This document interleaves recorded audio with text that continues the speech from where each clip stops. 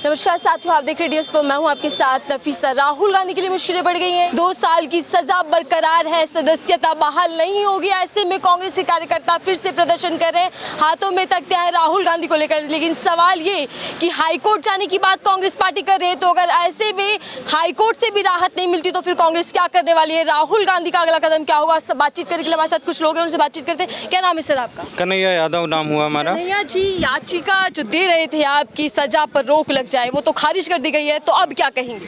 देखिए, सज़ा जो खारिज हुई है सेशन कोर्ट के द्वारा, तो उसके बाद का न्यायिक प्रक्रिया आप देखिएगा तो हम लोग हमारे नेताजी हाई कोर्ट में अप्लाई करेंगे उसके लिए, और अगर हाई कोर्ट भी खारिज करती है तो अंतिम द्वार हमारा सुप्रीम कोर्ट होगा।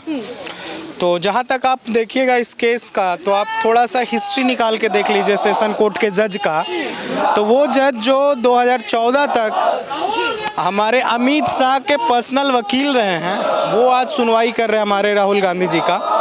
तो ऑब्वियस उनका बायसनेस तो होगा, क्योंकि अगर आप पढ़ी हैं तो एक ये सिस्टम होता है कि किसी के बच्चे अगर स्कूल में और उनके पिताजी या किसी गार्जियन का गार्डिंग होता है तो उन्हें वहाँ गार्डिंग नहीं करनी होती है। तो उसी प्रकार से बहुत सारे जज थे, लेकिन उसी जज को मिलता है जो 2014 तक अमित शाह के पर्सनल वकील रहे हैं। आप इस कोर्ट के फैसले को कैसे देख रहे हैं?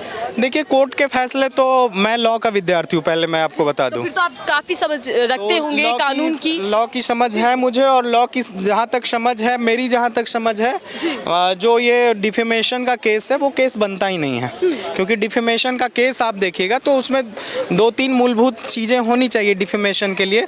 पहला तो ये कि आप किसी पर्सनल व्यक्ति को टारगेट कर रहे हैं और FIR उसी व्यक्ति के द्वारा किया जाना चाहिए। तो हमारे नेताजी राहुल गांधी जी ने 3 लोगों का नाम लिया था। 3 लोगों में जो तीनों नाम में से किसी ने नहीं किया, वो दूसरे नाम के व्यक्ति के द्वारा वहाँ पे केस किया गया। दूसरी बात मैं ये आपको बताना चाहूँगा कि अभी जो बीजेपी कह रही है कि ये OBC के खिलाफ है, तो ये कुछ नहीं, ये भुना रही है इस मुद्दे को और OBC का हितैषी बन रही है। मैं भी OBC से आता हूँ। मैं पूछना चाहता हूँ मोदी जी से कि OBC के लिए इन्होंने करा क्या है? हमारे नेता राहुल गांधी जी कर्नाटका में उनसे सवाल पूछे कि आपने OBC के लिए विगत वर्षों में आपने क्या करा। आप इनकी 2011 की जनसंख्या को सुनिश्चित करके जो 50% का कैप है, क्योंकि आप जब OBC का रिजर्वेशन देखिएगा तो मंडल कमीशन का जो रिपोर्ट था उसमें 52% आबादी दर्शाई गई थी OBC की, और क्योंकि उस समय 50% का कैप लगा हुआ था और पहले से ST और SC को क्रमशः 7.5 और 15% था। तो OBC समाज का अपमान करना भारी पड़ गया? नहीं है। पहली बात तो मैं बता दूं, OBC समाज का उन्होंने अपमान किया ही नहीं, क्योंकि मोदी जो टाइटल है उसमें आपके जनरल भी आते हैं, आपके OBC भी आते हैं। और इसलिए आप अगर चलिए, मैं तो एक राहुल गांधी से जुड़ा हुआ, एक आप शायद मुझ पे बायसनेस का करें, लेकिन OBC कमीशन ने उनसे आंसर मांगा कि आप क्यों जोड़ रहे हैं हमारे जो नीरव मोदी, भगौड़े मोदी को हमारे समाज से? वो हमारे समाज के हैं ही नहीं। और मैं आपको बता दूं, ये हिंदू नहीं मुस्लिमों का भी टाइटल रहा है, यहाँ तक कि पारसियों का टाइटल रहा है। तो आप कैसे बोल सकते हैं कि ये OBC का टाइटल है? और ये एक व्यावसायिक टाइटल रहा है। क्या राहुल गांधी को जेल भी जाना पड़ सकता है, क्योंकि 2 साल की सजा बरकरार है उनकी? देखिए, अगर लोकतंत्र रहती है, न्यायिक व्यवस्था न्याय करती है, तो मुझे तो पूर्ण उम्मीद है कि हाई कोर्ट जरूर इस पे संज्ञान लेगी और इनको तो सज़ा नहीं होगा, क्योंकि डिफेमेशन के कोई भी प्रावधान इसमें टच नहीं कर रहा है।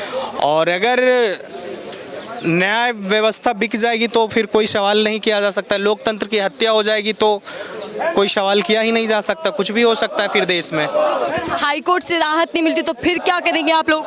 हाई कोर्ट से राहत नहीं मिलेगी तो अंतिम दरवाज़ा मैं बता चुका हूँ कि हमारे पास लास्ट ऑप्शन सुप्रीम कोर्ट जाना होगा, और सुप्रीम कोर्ट फिर लास्ट में सुनवाई करेगी इस मामले में। देश की बात करें तो कानून से चलता है, संविधान से चलता है, कोर्ट का फैसला है, फिर भी आप लोगों का विरोध क्यों? देखिए, कोर्ट का फैसला, ये बात सही है कि ये फैसला जो है कोर्ट का है, लेकिन जब आप इसके क्रोनोलॉजी को समझते हैं, ठीक है, ये जो मामला था वो 2019 अप्रैल का था जब वो भाषण दिए थे, और FIR उसी समय करवाई गई थी। और एफआईआर करवाने के बाद जो पिटिशनर थे उन्होंने स्टे ऑर्डर ले आया था हाई कोर्ट से कि अभी हम इस पे सुनवाई नहीं करेंगे। लेकिन जब हमारे नेताजी अडानी पे सवाल उठाने लगे कि 20,000 करोड़ सेल कंपनी में कहाँ से आई, तो मोदी सरकार घबरा गई। और मोदी सरकार घबरा गई और उन्हें ये डर सताने लगा कि अगर इनकी आवाज़ को बंद नहीं करवाया गया तो ये हमें घेर लेंगे इन सारे मुद्दों पे। तो जाके वो स्टे ऑर्डर फिर से वापस लेते हैं। और क्योंकि उस समय मजिस्ट्रेट कोई और थे, मजिस्ट्रेट का भी तबादला होता है और फिर ये मजिस्ट्रेट के द्वारा एक डेट की सुनवाई के बाद इनका कॉन्विक्शन होता है। आपने कभी सुना था? आप मूवीज़ में देखते होंगे कि अदालत में तारीख पे तारीख, लेकिन राहुल गांधी जी नहीं, तो अगर राहुल गांधी माफ़ी मांग लेते तो तब शायद ये मुश्किलें ना बढ़ती। देखिए, माफ़ी, जहाँ तक माफ़ी मांगने का सवाल है, जब आप गलत करते हो तो माफ़ी मांगते हो। और उन्होंने जिनका भी नाम लिया, अगर आप ही बता दो मुझे, क्या ये चोर नहीं थे? और आप उनके चीज़ों को इंटरप्रेट जब करोगे, अब देखोगे मीडिया ने उसे बड़ा तोड़ मरोड़ के दिखाया। मैं आज तक का एक न्यूज़ देख रहा था तो वो खुद अपने अनुसार बयानबाजी करके उन्हें ऐसा बताया कि राहुल गांधी जी ने ऐसा नहीं वैसा कहा। लेकिन उन्होंने कहा कि इनके टाइटल मोदी क्यों है। उन्होंने ऐसा नहीं कहा कि सारे मोदी चोर हैं, उन्होंने कहा कि इन तीनों के टाइटल मोदी क्यों है। सर, आप तिलक लगाए हैं, गमछा डाले और राहुल गांधी का समर्थन कर रहे हैं, जबकि बीजेपी कहती है कि उनकी आदत बन चुकी है अपमान करना हमेशा। देखिए, जहाँ तक बात है तो ये हमारी पर्सनल आस्था है। और जहाँ तक ये जो अभी राम की पॉलिटिक्स कर रहे हैं, राम राज्य की बात कर रहे हैं, तो मैं बता दूं कि राम का नाम हमारे महात्मा गांधी जी भी रटते आए, उनका पूजा उन्होंने किया। और एक चीज़ होती है कि कॉम्युनल और रिलीजियस होने में बहुत फ़र्क है। और मैं रिलीजियस हूँ और ये ज़रूरी नहीं है कि हर कॉम्युनल आदमी रिलीजियस हो। सर, राहुल गांधी को अभी राहत नहीं, मुश्किलें बढ़ गई, क्या कहेंगे? देखिए, ये सारी सरकार की साजिश है और कांग्रेस का और एनसीआई का हर कार्यकर्ता आखिर दम तक लड़ाई लड़े। अभी आपने अडानी के मामले को लेकर तख्ती ली हुई है, जबकि मामला है अपमान करने का। ओबीसी समाज का अपमान क्या है? ये शुरू में तो जो उन्होंने बोला था कि चोर हैं, उस पर बयान दिया था। उसके बाद ये 20,000 करोड़ वाला मामला है, इसकी वजह से एक राहुल जी की जो अपील है वो खारिज की है। तो ये बात है। क्या लगता है कि मुश्किलें बढ़ गई हैं? मुश्किलें बेसिक से बढ़ जाएं, लेकिन हमें उस बात की परवाह नहीं है। हम सच्चाई के साथ हैं और लड़ेंगे। उसका यही मतलब है कि हमें पिटीशन डालनी नहीं चाहिए, हमें कोर्ट में जाना नहीं चाहिए।